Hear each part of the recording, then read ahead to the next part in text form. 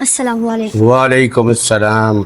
Most welcome. تشریف رکھیے. کیا حال ہے سر آپ سے؟ ٹھیک ہے. ہاں میں خیریت سے ہوں. آپ کیسے ہیں؟ میں ٹھیک ہے سر. میرا نام محمد احمد کاشف ہے اور میں کلاس 9 تبریز سے ہوں. سر آج میرے پاس میں آپ سے 2 سوال کرنا چاہتا ہوں. جی ضرور. سر ایک سوال ہے کہ what is the importance of modern science in today's time?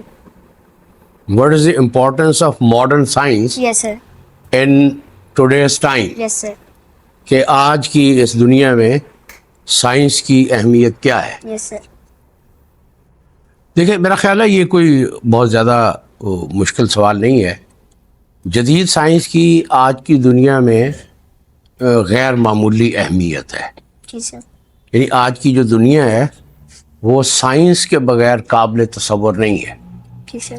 یعنی ایک چیز ہوتی ہے جس کو ہم طبعی کہتے ہیں. طبعی کا مطلب فزیکل ورڈ جو ہوتی ہے. فزیکل کا مطلب ہے یہ چیزوں کی بنی ہوئی دنیا. جی سر. نیچر ہے جیسے یہ اسکول ہے, یہ ہاتھ ہم لگا سکتے ہیں.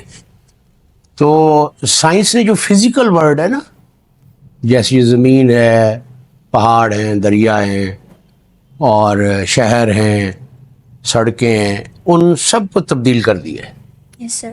سائنس نے. سائنس ایک غیر معمولی طور پر چیزوں کو تبدیل کرنے کی صلاحیت رکھتی ہے.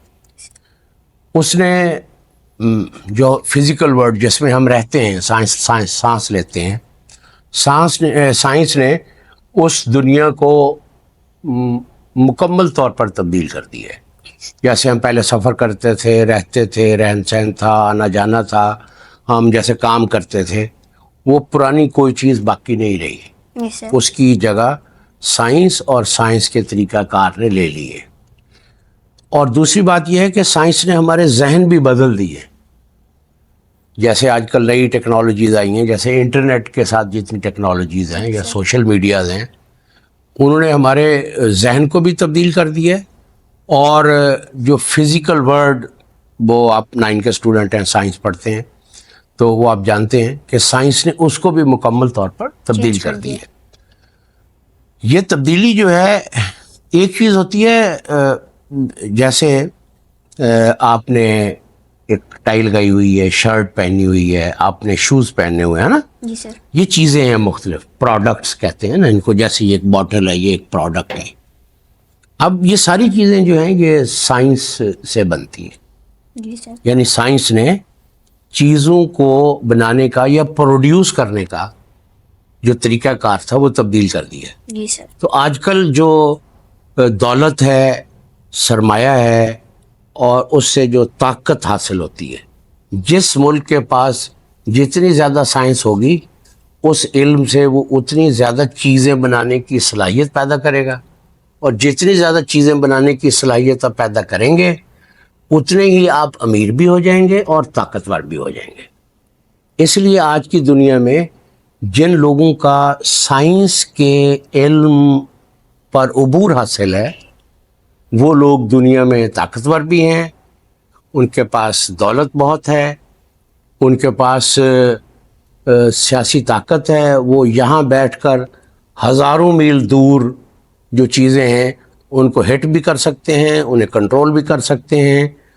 اور یہ جو دنیا میں ایک فرق پیدا ہوا ہے کہ کچھ ملک بہت زیادہ طاقتور ہو گئے ہیں, جیسے امریکہ ایک بہت طاقتور ملک ہے اور ہم ایک کمزور ملک ہیں, اس کا جو سبب ہے یا اس کی جو وجہ ہے وہ جو ہے نا بیٹے, وہ اس کی وجہ جو ہے وہ سائنسی علم پر عبور ہے. اگر ہمارے پاس بھی سائنسی علم ہو اور ہم اسے درست طریقے سے اپلائی کر سکیں تو ہم بھی وہ چیزیں بنا سکتے ہیں, وہ دولت کما سکتے ہیں اور دنیا میں طاقت حاصل کر سکتے ہیں. آج کی دنیا میں صرف وہی عزت کے قابل ہے جس کے پاس سرمایہ ہے, جو ترقی یافتہ ہے اور جس کے پاس قوت ہے. اور ان ساری چیزوں کا جو سرچشمہ ہے, سرچشمہ کا مطلب جہاں سے یہ ساری چیزیں نکلتی ہیں, وہ سائنس اور سائنسی علم ہے. Sir thank you sir. اور سر دوسرا میرا سوال اسلامی متعلق ہے. عقیدہ ختم نبوت انسانی زندگی میں کیا اہمیت رکھتا ہے, اور نیز عقیدہ ختم نبوت کے بغیر کیا ہمارا دین مکمل ہے؟ ہاں, یہ تو بڑا اہم سوال ہے, اور اس پر برصغیر کے خاص طور پر جو مسلمان ہیں انہوں نے بہت قربانیاں دی ہیں. اس چیز کو اپ ہولڈ کرنے کے لیے. دیکھیں جو ختم نبوت کو نہ ماننا ایسے ہی ہے جیسے کوئی بندہ ہمارے اوپر ڈاکہ ڈالتا ہے. جی سر. ختم نبوت حضور علیہ الصلوۃ والسلام کا خاتم الانبیاء ہونا، اور وہ قرآن مجید میں درج ہے کہ اللہ تعالیٰ نے آپ کو آخری رسول بنا کر دنیا میں بھیجا، اور آپ جس ہدایت کو لے کر آئے یا مبعوث ہوئے، مبعوث ہونے کا مطلب ہے آپ بعثت عطا ہوئی اور آپ اللہ کے نبی کے طور پر انسانوں کو اللہ کا پیغام پہنچانے کے لیے تشریف لائے. تو اللہ تعالیٰ نے آپ کو جس ہدایت کے ساتھ بھیجا ہے وہ قیامت تک کے لیے، جب تک قیامت قائم نہیں ہو جاتی. تو ختم نبوت کا جو عقیدہ ہے وہ ہمارے پورے دین کی اساس ہے. یعنی ہم کسی ایسی زندگی کا تصور نہیں کر سکتے جو ختم نبوت کے بغیر ہو. تو اس لیے برِ صغیر کے مسلمانوں نے بہت زیادہ قربانیاں دیں، اور اس میں جو بہت اہم رول ہے وہ ریاست بہاولپور کا ہے. ریاست بہاولپور کے جو نواب صاحب تھے ان کے زمانے میں ایک مقدمہ پاکستان بننے سے پہلے کی بات ہے. تو ایک مقدمہ جو ہے وہ احمد پور شرقیہ میں ایک مقدمہ عدالت میں پیش ہوا جس سے یہ مسئلہ شروع ہوا. تو بعد میں جو چیف جج تھے وہ حضرت سید اکبر علی علیہ رحمت تھے.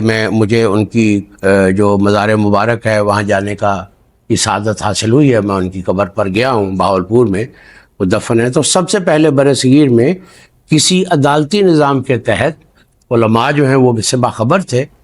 تو کسی عدالت میں سب سے پہلے مرزائیوں کو یا مرزا قادیان کو جو لوگ مانتے تھے ان کو کافر جہاں قرار دیا گیا اس کی سعادت بہاولپور ریاست کو، اور بہاولپور میں حضرت سید اکبر علی علیہ رحمت جو تھے چیف جج تھے ان کو حاصل ہوئی کہ انہوں نے سن 1932 میں ایک مقدمے میں فیصلہ سناتے ہوئے جو ہے مرزائیوں کو کافر قرار دیا.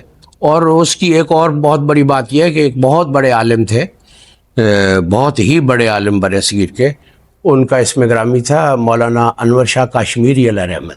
جی سر. تو اس عدالت میں جو دلائل ہوئے تو اس میں مولانا انور شاہ کاشمیری علیہ رحمت بھی تشریف لائے تھے، اور وہاں بہاولپور کی جامع مسجد میں انہوں نے خطاب کیا تھا.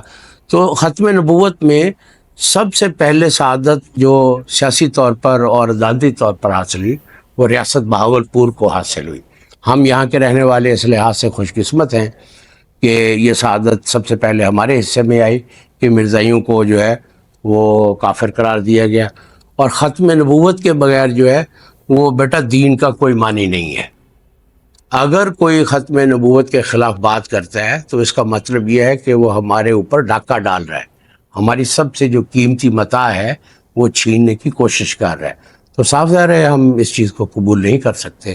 تو بعد میں پاکستان بننے کے بعد ہماری پارلیمنٹ نے بھی اس چیز کے اس حوالے سے قانون پاس کیا اور مرزائیوں کو جو ہے وہ کافر قرار دے دیا گیا. تو ختم نبوت جو ہے وہ ہماری زندگی کی، ہماری جو سماجی اور مذہبی زندگی ہے، ہماری جو تہذیبی زندگی ہے اس کی اساس ہے. تو ہم اس پر کوئی کمپرومائز نہیں کر سکتے. جی سر.